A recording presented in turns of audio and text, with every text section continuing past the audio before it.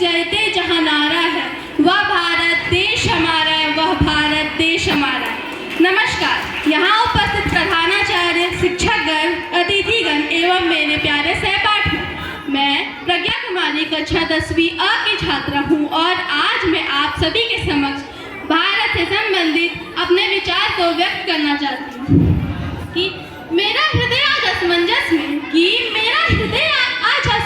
में है कि मैं आखिर शुरुआत करूँ तो करूँ कहाँ से।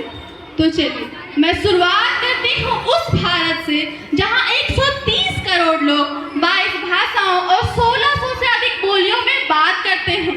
भारत की उस सांस्कृतिक जटिलता से जहाँ 4000 जातियाँ, 25,000 उपजातियाँ, 49 गोत्र और 8 प्रमुख धर्म हैं, जहाँ हर 50 मिनट में लोगों का रंग, पहनावा और मजहब बदल जाता है। इतनी विभिन्नता के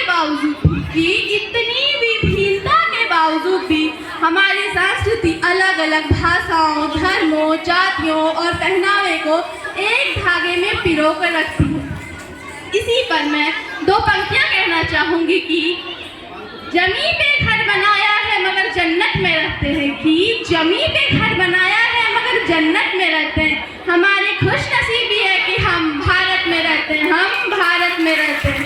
भारत ही इतिहास का वो कालखंड है जहाँ एक व्यक्ति कहता भारत हिंदुओं का है, तो दूसरा कहता भारत मुसलमानों का है, तो तीसरा कहता भारत सिखों का है, और चौथा वर्ग ऐसा भी था जो कहता भारत ईसाइयों का है। उसी कालखंड में एक आवाज चारों ओर गूंज उठी और वह आवाज थी भारत केवल और केवल भारतीयों का है। We the people of India, not we the Hindu, we the Muslim, we the Sikh, we the Punjabi, we the Tamil, we the people of India। ना भेद है ना विवाद है, कि ना भेद है ना विवाद है, सोच हमारी आजाद है। हिंद है ना सिख है ना ईसाई ना मुसलमान, हम सभी भारतीय हैं। जब अन्य देश अपना भूगोल पहचान रहे थे, हमने ब्रह्मांड खोज दिया था। दुनिया 1, 2, 3 में व्याकुल थी, हमने शून्य दे दिया था। महावीर गौतम बुद्ध इसी मिट्टी के बेटे हैं जिनसे दुनिया ने शांति सीखी। गुरुकुल से नालंदा तक्षशिला बनाए, विश्व में शिक्षा की नींव रखी। मैं उस देश की नागरिक हूँ जिसके होठों में गंगा तथा हाथों में तिरंगा है। वह देश जो कभी सत्यम शिवम सुंदरम, कभी वंदे मातरम, तो कभी पंजाब, सिंध, गुजरात, मराठा, द्रविड़, उत्कल, बंगा है। मैं उस देश की नागरिक हूँ जो हर ठुकराए हुए की शरणस्थली बन जाता है और 7 समंदर पार परदेशियों को भी अपने ब्रदर्स एंड सिस्टर्स कहकर बुलाता है।